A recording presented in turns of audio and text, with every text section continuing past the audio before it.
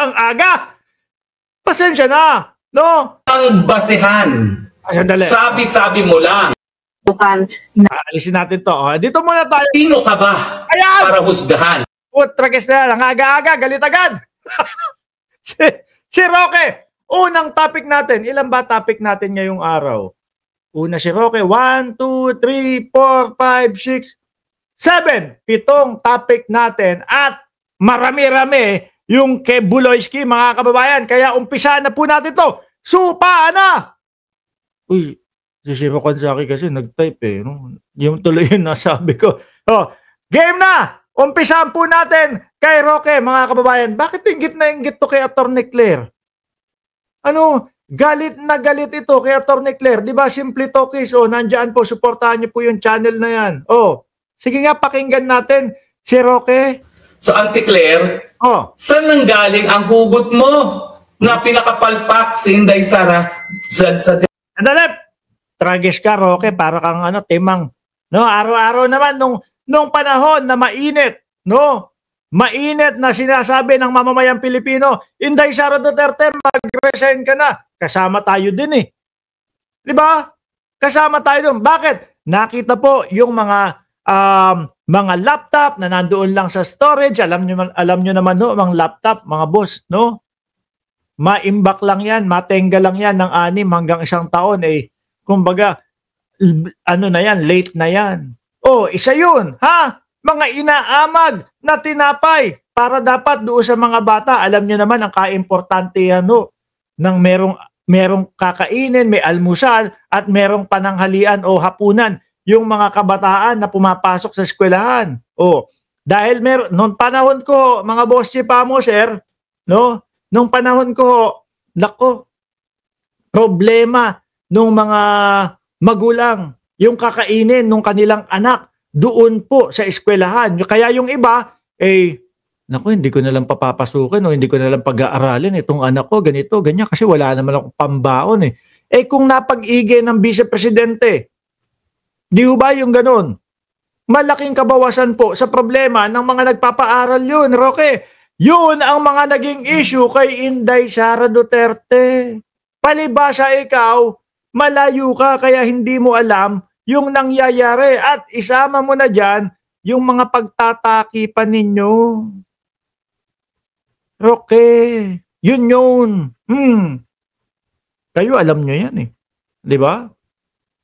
O mahina lang ang utak ninyo, hindi nyo nakikita o hindi nyo talaga iniintindi yung mga reklamo kay Vice Presidente. At eto nga po mga kababayan, isa po ako doon sa mga vlogger na nagsabi na sana mag-resign na si Inday Sara Duterte. Hayaan yung ibang marunong magpatakbo, no, ng Department of Education at ayan nga po napunta kay dating Senador Angara, mga kababayan. Ayos. O di ba?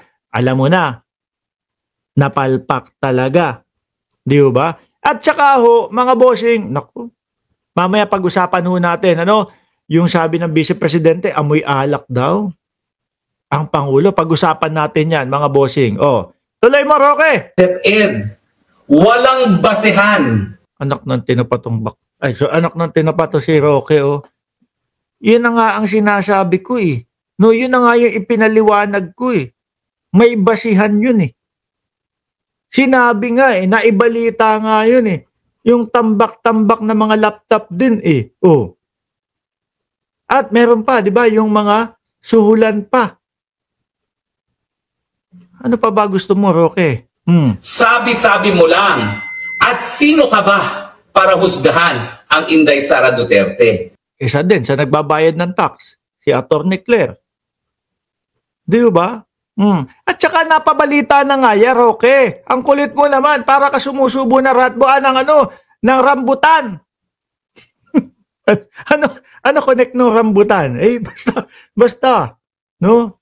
Sa aking sariling pagpapaliwanag, kapag ka nakasubo ka ng rambutan, makakakalimot ka. Sa sarili ko lang paliwanag yun, mga bossing, para mailigtas ko lang yung sinabi ko, ha. Nandiyan na po si Ma'am Princess Paris. Tuloy, Roque. Eh ikaw nga ni minsan, hindi ka pinagkatiwalaan ng taong bayan. Hindi ka nakakuha ng kahit anong mandato.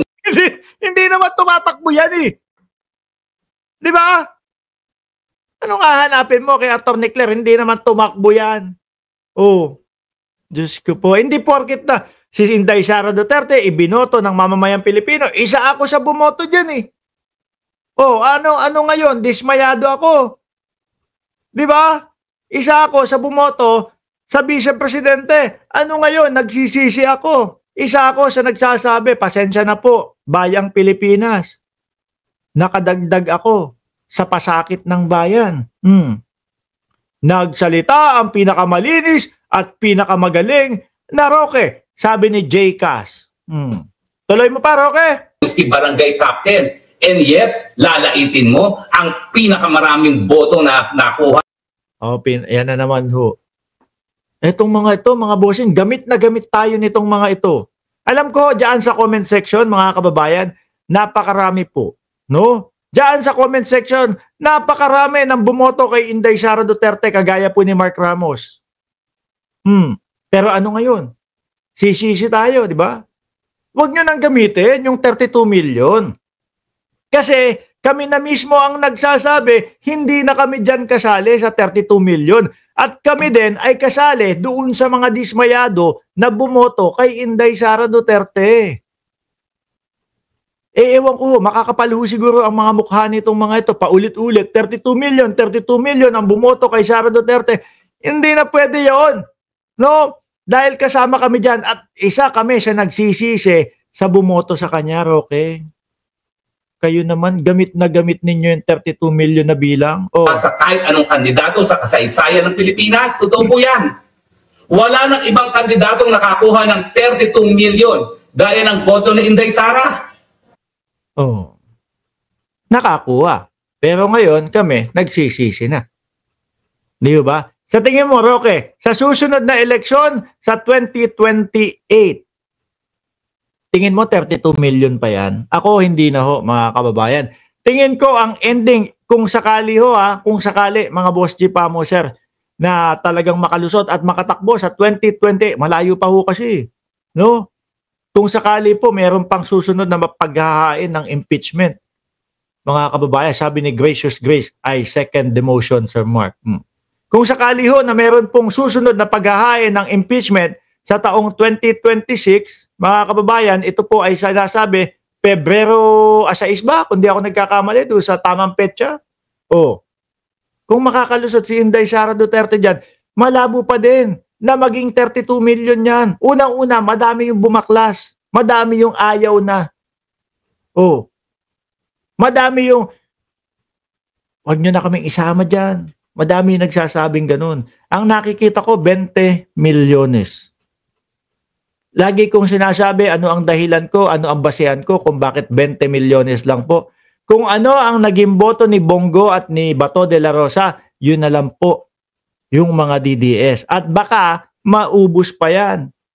Dahil wala naman pong pagbabago na nakikita natin no? Wala tayong pagbabagong nakikita doon sa diskarte ni BP Sara, ni Inday Sara Duterte. Same lang po. Paulit-ulit lang po.